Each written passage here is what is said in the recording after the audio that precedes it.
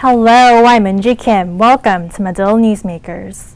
New year, new confessions. Celebrities have been opening up about their addiction abuse at the start of this year. First, it was Bradley Cooper talking about his previous alcohol addiction to GQ magazine in January. Then, news anchor Elizabeth Vargas followed, admitting she's an alcoholic. You know, I've battled since I was a child. My dad went to Vietnam when I was 6 years old, and I had panic attacks every single day when my mom would leave for work. And I spent most of my childhood having almost daily panic attacks, and most of my adulthood having a lot of panic and dealing with a lot of severe anxiety. I dealt with that anxiety and with the stress that anxiety brought by starting to drink. And it slowly escalated and got worse and worse. And I remember a few years ago, I began to think, do I have a problem with this? When it comes to alcohol addiction, celebrities are not alone. According to National Institute on Alcohol Abuse and Alcoholism, around 17 million Americans have an alcohol use disorder, and each year, nearly 80,000 people die from alcohol-related causes. Joining me now is Jeffrey Zacharias, Clinical Director at an alcohol and drug rehab treatment center in Chicago called New Hope Recovery. Jeffrey, thanks for your time. Thank you. It's a pleasure to be here. So you told me alcoholism is always there. It never goes away. Why is that? Well, I think, alcohol has been around for a number of years, and that desire to numb out with alcohol has been around as far back as people can remember. Certain drugs come and go. Like certain, heroin right now is a big one that's getting a lot of national press. Years past, it's been LSD, it's been ecstasy. One thing that's been constant through all of that is alcoholism and the addiction to alcohol. It just has not gone away. And experts also say that alcoholism and addiction is a disease. Why is it a disease? Well, it used to be, in years gone by, that alcoholism was seen as a moral failing or a character weakness. When AA came into being in about 1935, that thought process began to change, and it was in 1956 that the American Medical Association decided that it wasn't a moral failing or a character weakness, it really is a disease. So they redefined it then, and now therapists, social workers, counselors, psychiatrists, doctors, most people view alcoholism as a disease. It's chronic, and it's progressive, and it's fatal if it's left untreated, much like another disease. Will that disease ever go away? I would hope it goes away. I don't know that it will, because I think that as long as there continues to be alcohol, there will be people who are drawn to using it to excess. But I do think we can do a better job as therapists and those of us treating alcoholics in educating and helping support them. And are there certain types of people who are more at risk of falling into addiction and alcoholism? I don't know if there's some that are more at risk. I think the ones that you hear about are the celebrities, the Philip Seymour Hoffmans, the Bradley Coopers of the world. But for every one of them, there are hundreds of thousands of people every day that are affected by alcoholism and or die of alcoholism, and their families and loved ones are impacted as well. So are celebrities more prone to addiction? I don't know that they're more prone. There's certainly large amounts of stress, I could imagine, in being a celebrity, which might play into the need to numb out. And there might be more events, et cetera, that there would be alcohol present. Again, I think the reason we know about the celebrities is because they're so public. But, walk down the street any day, again, there's hundreds of thousands of people who are struggling with the same addiction. It's just that it's more noticeable when you see it on 2020 or the front page of People magazine. And I have a stat here. According to the National Institute on Alcohol Abuse and Alcoholism, by age 15, more than 50% of teens have had at least one drink. So how should we be educating our children about alcohol? Well, it starts in the homes and starts in schools. We need to be talking about alcohol, what the long-term ramifications of it could be. We need to be educating our young ones because alcohol is so present. It's in everybody's home. You can go to the Walgreens and walk down the aisle and there it is. Walk by any number of bars or restaurants and it's up front and center. So I think we have to instruct people on what damage could be done and where it could lead so that they're able to make healthier choices. And because it's so present, do you think it should be illegal? As a clinician, I don't know that that's my call to make. I don't know that it will ever be illegal. It's big business, it's big money. I don't know that that would ever happen.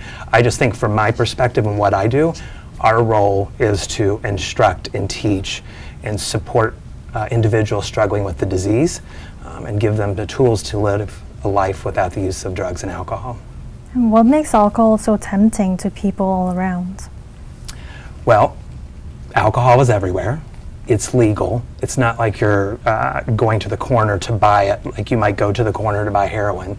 You can buy it anywhere, and it's in people's homes. It's a form of socialization. People have it in their homes. Parents have it in their homes. And a person who struggles with addiction, they have difficulty living life and the things that life is throwing at them. So they use alcohol to numb out. So it's just that it's so readily available. It's an easy way to numb out. So for those that struggle with that, I think we have to educate and show them that there is a life outside of that. So if you're stressed out and you want to turn to alcohol to relieve your stress, what kind of techniques can someone have to prevent those thoughts? I don't know that you can prevent the thoughts, but there are a number of evidence-based things that a person can do. AA, NA, CMA, any number of the 12-step fellowships, they've been around since 1935. Those are great places for a person struggling with addiction to go. Sense of community, teaching them how to live life, doing step work, getting connections with others, getting a doctor who's experienced in addiction issues, working with them, getting a therapist who goes to the root causes of things, maybe a psychiatrist, but it really is developing a whole new way of living without the use of drugs and alcohol. So there's a number of things that a person can do, and all of the ways that I've listed have been shown to be the ones that are most beneficial. And you can also drink for pleasure, but what pushes someone to drink more heavily? Sure. For someone struggling with alcoholism, there is an inherent loss of control. So for someone who does not have the gene for alcoholism or that tendency to do it over, a person can go out and have a glass of wine, and for the non-alcoholic, they know that one glass of wine, I'm going to get a headache, I'm going to get sleepy, I'm feeling impaired, so I need to stop. With an alcoholic, that switch is not necessarily there. They don't necessarily have the ability to turn the switch off once it's flipped. So we have to teach them how, when it gets to that point of, life is hitting me in all directions, I'm stressed, my wife is leaving me, my children are driving me crazy, we have to teach them that there is a way to deal with those life stressors before you take the drink and then flip that switch, which takes you back into active addiction. And how does alcohol rank with other hard drugs like cocaine and heroin? How does it rank with other drugs? Like, is it worse than cocaine and heroin, or is it? I don't know if one is any worse than the other, although alcohol is legal and the ones you just listed are illegal. They're all destructive, and you see what the effects of it are. People go to jail. They get institutionalized, meaning they go to rehabs or hospitals or doctor's offices over and over again. And really the end result for a lot of addiction, if it's left untreated, is that people pass. That's the chronic part of the disease, that people pass away because of their addiction. And I also have another stat here. More adolescents drink alcohol than smoke cigarettes or use marijuana. So how can we avoid this trend? Again, it's teaching children what the pros and cons of using alcohol are. And if you're a parent and you have children in your house, you might need to put away the liquor or talk to them about the dangers of it. It's really teaching and educating, and not giving teenagers and young people the ability to get it readily. And if you're an alcoholic, you can get better and you can go to the 12-step program and you can get sober, but there's also a risk for relapsing. So are there certain types of people who are more at risk for relapsing? There is help for everybody, I believe. If a person really wants to get help, it's for those persons that maybe haven't fully made that commitment to recovery, that relapse may become a part of the process, although it doesn't have to be. With a good, solid recovery program and a support system and tools in place, a person doesn't have to go back into that, those relapse behaviors. That's what our role is at New Hope, is that we give people those tools to lead long, healthy lives without the use of drugs and alcohol. And at New Hope, you deal with a lot of alcoholics and a lot of addicts. And what has that been like for you? I came into the field about 10 years ago because of my own history of family alcoholism and family addiction. And this is really what I'm called to do. So we do a number of programs. We do a general program, which is New Hope. We do a program called New Hope with Pride, which is specific curriculum for the LGBT community. And we have a number of levels of care within those programs. And it really is, it's what I'm meant to do, and it's life-giving, and it's an honor for me to be able to work with people and help them from that journey of, being homeless or despair to full, healthy lives of jobs, families, school, whatever it might be. But I see it every day of my life. That's what I work with both at New Hope, and then I have a private practice as well, where I deal exclusively with persons struggling with addiction. And what kind of struggles do alcoholics go through generally when they come in for treatment at New Hope? It can be any number of things. It could be I've been arrested, I've gotten DUIs, I've gotten kicked out of school, my wife, husband, or partner is leaving me, my kids won't talk to me. I mean, there could be any number of reasons why someone is drawn to alcohol as a numbing tool. But without getting that piece under control, developing some long-term sobriety, you don't have the coping skills to deal with all of the other life terms.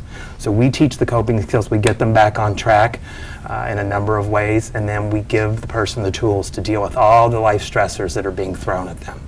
And for most of the alcoholics you worked with, do they relapse or do they get sober? There are people who do relapse. My hope for a person who goes back to relapsing is that they quickly realize what they're doing and get back on track. So I've seen numbers of successes of people that really had some really tremendous life circumstances being thrown at them. And again, it goes back to, do I want to stay sober? Am I tired of living this lifestyle? And if the person is, then more than likely they're going to get in the groove of recovery. If they're not fully sold on it, I don't know if I want to give this up or not, then that might be maybe a harder person to work with. And then that's our role as clinicians, is to get them into the believing that they can stay sober. And for alcoholics who do not want to stay sober, how do you work with them? And I work with a number of them, and it's hoping to connect them in a community, give them tools, and give them the hope that their recovery is possible. They do not have to use drugs or alcohol. So that's our role, I think, is to motivate and provide hope. Even for people who say, I don't want to stay sober. I want to just keep on drinking. I'm here because my family made me come or the court made me come. Our role is to help them, give them, change their thought patterns, their belief patterns, to this pattern of believing that they can stay sober. Okay, Jeffrey, that was all the time we have for today. Thanks for joining me. Thank you so much. I appreciate it. Up next, I'll talk to someone who has struggled with alcoholism. His story next.